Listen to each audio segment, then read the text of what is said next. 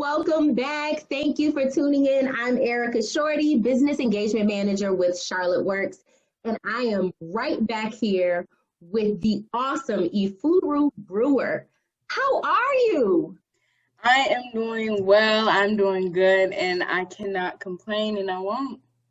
Listen, because there's a lot that we could complain about, but we won't let it happen. It's all good vibes over here.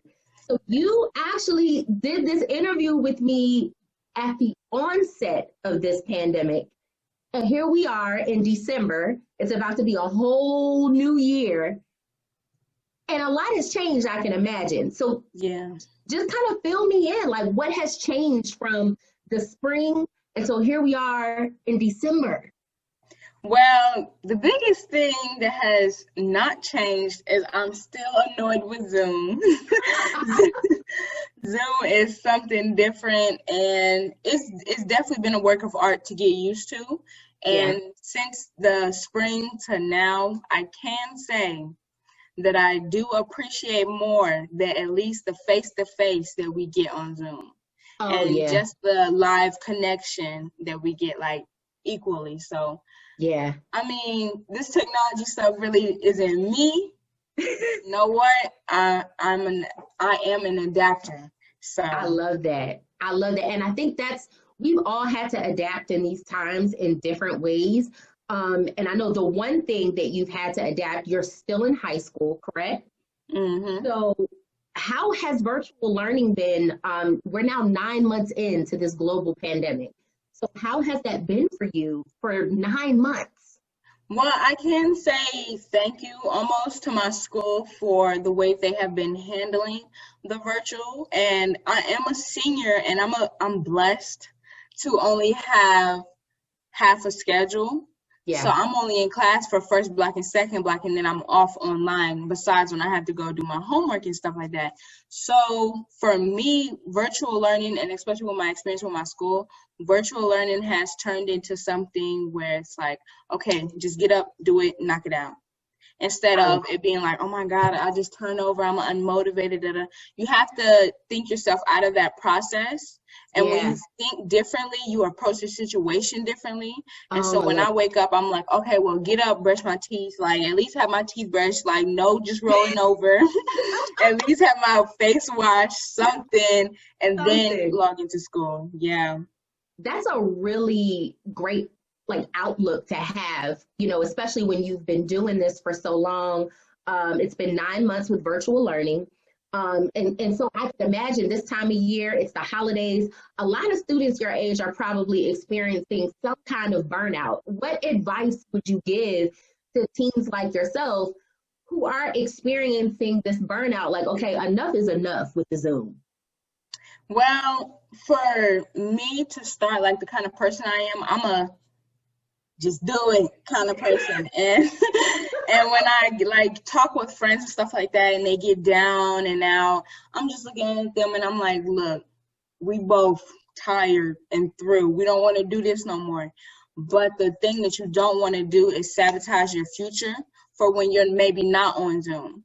So I just tell them, look, take care of your business now so it's taken care of later and you're prepared for the future. That's all I tell them. Try to look ahead, have foresight. That was a word for adults right now, girl. You better speak to us, honey. Love it. So in the MeckEd program, I remember in our earlier interview, we were talking about how MeckEd has helped you, navigate throughout high school.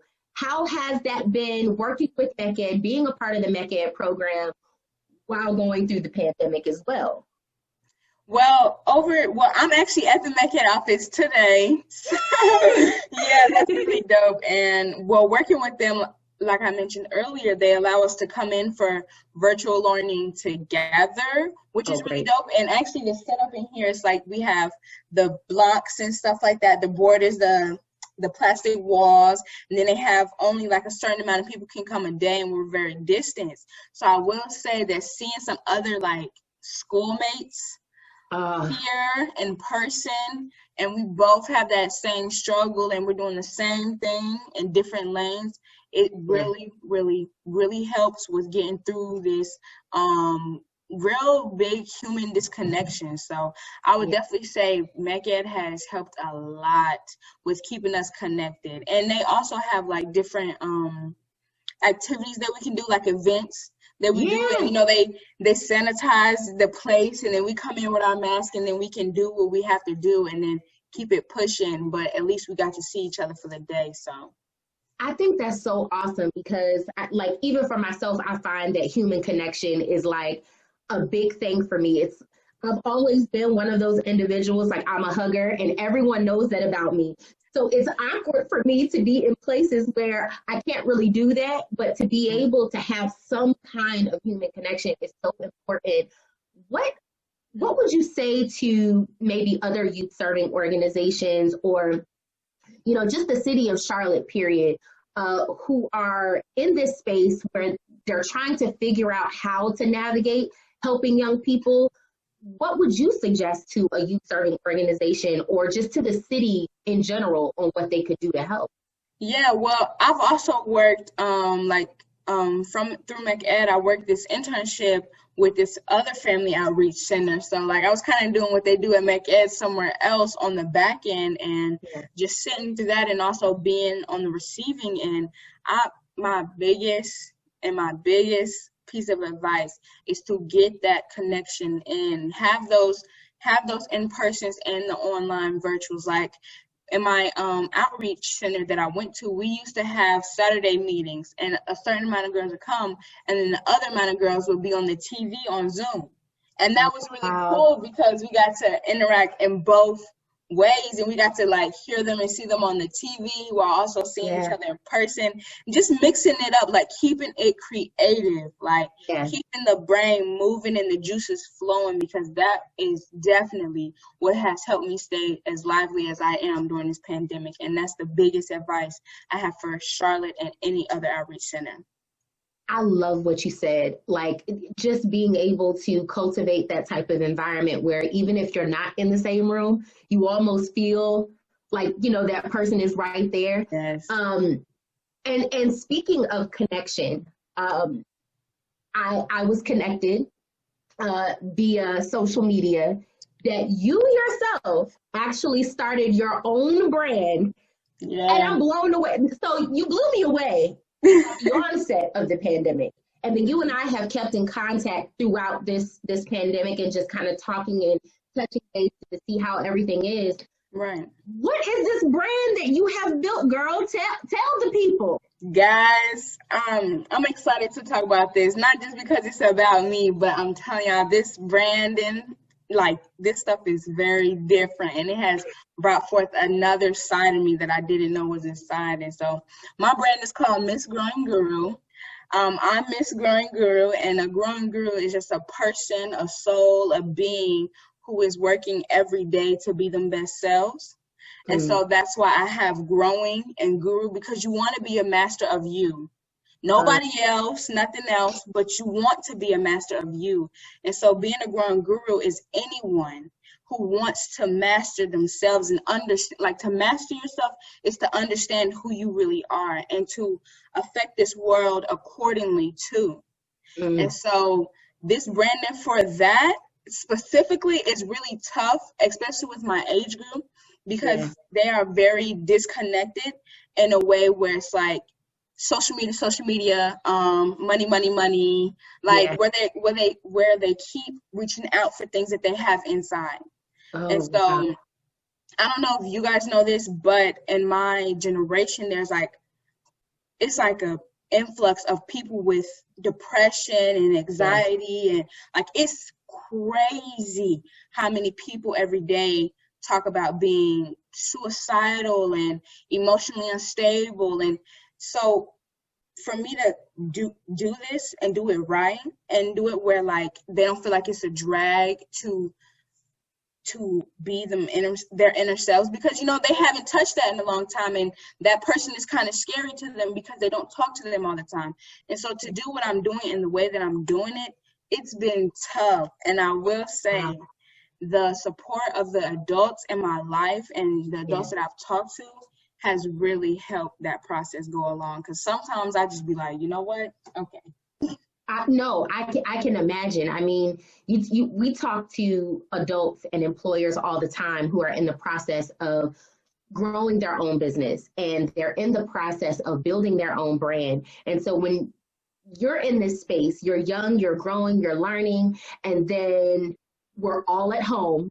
We all have to be safe, and you're trying to build a brand that speaks to who you are as a person, but then also adds to building connectivity between people and generations. So I can imagine that being like a really big, barrier or a big obstacle for you. Right. Because you're so young. What led you to actually say, you know what, I'm going to snap into action and do this now? Like, what made you just want to step out there as young as you are, as ambitious and energetic as you are? What made you do it? I was a part of this pageant. Maybe 10th grade year, I was a part of the pageant. Mm-hmm. And in that pageant, we had to do a talent. I don't sing, I don't dance, I'm not juggling, like none of that. So I'm thinking, I'm like, oh my God, I don't have a talent. But as the process kept going, because the talent was called Miss All Natural pageant. And so as the pageant, yeah, you know about it? I do. The owner, she has locks. Miss Vernisha. Yes. Crawford, right? Mm-hmm. She is amazing.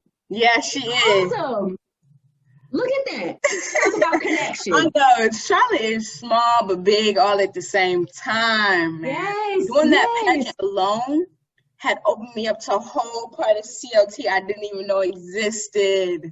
Wow. And so, but like, Miss Vernisha, as you said, she's so amazing. And so as we were going through the process, and she was like, well, you don't have to sing or dance, What are you good at? Do what you're good at. And I was like, I'm pretty good at speaking. Yeah. So I ended up doing a spoken word.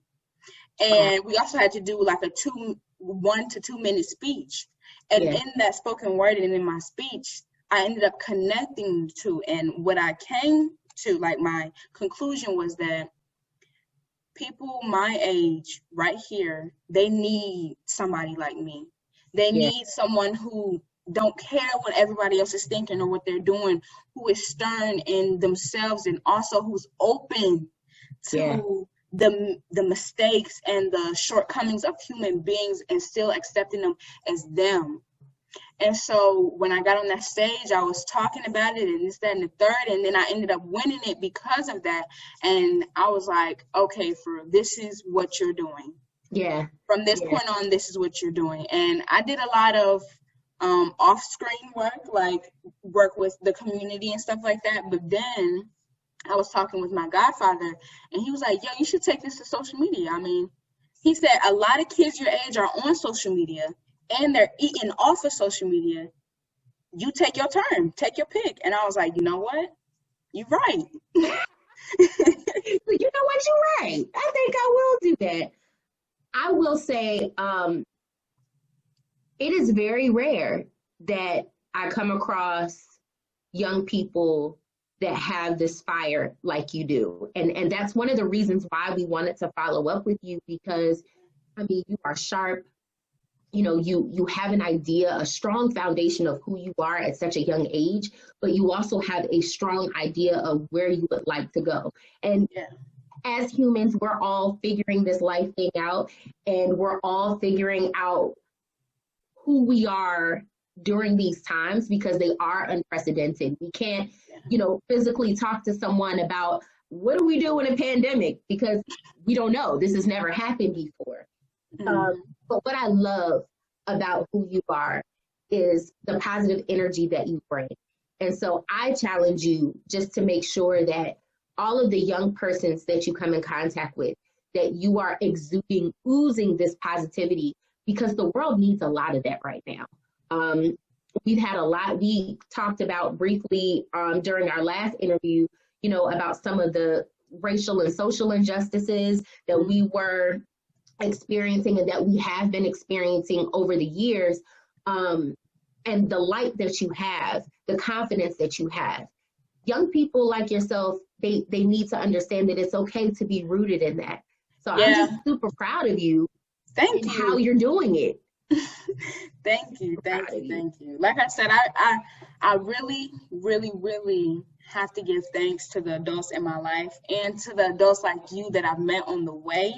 Like, for me to know that there's other people out there that are doing exactly what God sent them to do is what is so empowering for me, because I'm telling you, I'm around teens all the time, and sometimes it can get a little tiring. Like, they don't tear me down, because a lot of my friends or a lot of my peers will say, oh my God, Efuru, you're so this and that and they're like, you're so creative, I love how free you are, and you're so nice and accepting, because it's all true. But at the same time, as much as I give out, at some point I have to receive something, so I can continue giving it out. And so just being around adults like you and like my mom and my goddaddy, it's very, very, very empowering, and it is definitely fuel to my fire. Efuru, we didn't ask you on this interview to be trying to make me cry, okay? We didn't. We're not doing that today. Not today. You're trying to make me cry today, y'all, and it will not happen. I will not let it happen. But I really do appreciate you. I said it before, and I'll continue to say it again, and I'll continue to pour into you. You got something, girl. You got something. And while this time is different, and while there may be some difficult days, keep pushing. Just keep pushing. And I told you since day one, one of the things that is going to carry you through and really show itself to be true is being able to know what you bring to the table and understand that not only do you bring value to the table, but you encompass value. You are value. You see what I'm saying? So I'm really excited about what this upcoming year holds for you. And speaking of this upcoming year, I want to know what your goals are for 2021. I know that you are a senior, you're going to be graduating. What's on the docket for the next 365 days for you? The next 365 days, I'm going to get my school ducks in a row. I mean, they are in a row, but I'm going to make sure they keep waddling. And I'm on the way to college in the spring. I haven't got any acceptance letters yet, but I do have a few coming in. Like, I applied to A&T, I applied to Syracuse University, and I'm applying to, I applied to a couple. Hold on, let me think. I'm applying to IE University, which is in Madrid. So who knows how that's going to go. Wow. And then I applied to the big ones. I had to apply to the big ones like Harvard, Yale, and Stanford. Had to. Harvard, Yale, and Stanford. Yes, ma'am. And so notice what I said here, not if, when those acceptance letters roll in, I know before we were talking about, like, earlier in the year, you were like, you know what, I want to travel. I have these entrepreneurial endeavors that I'm still trying to flesh out. Has anything changed in that arena for you over these past 9 months of reflection and quarantine, or?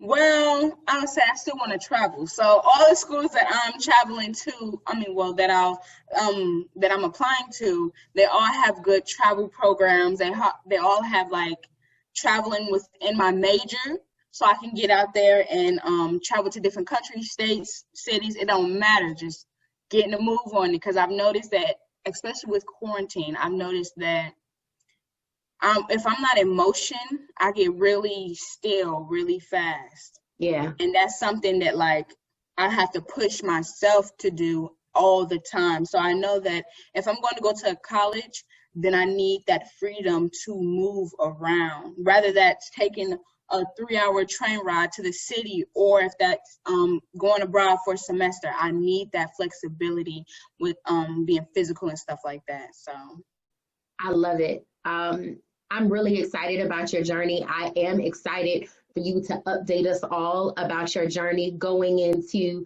your final, semesters of being a senior in high school.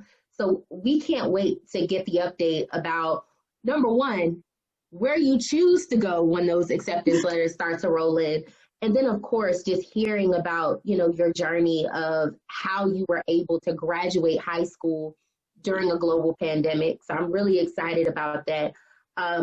Efuru, I thank you so much for sharing your experience with us. I also have to say thank you so much to MeckEd for being a support for you and so many other CMS students during this time. This is amazing. I'm excited for you. Is there anything that you can think of that we at Charlotte Works or MeckEd could do as we are still in the trenches of this thing? Is there anything that you foresee or that you can think of that you would need or any other students would need during these times? During these times, I definitely enjoy these checkups.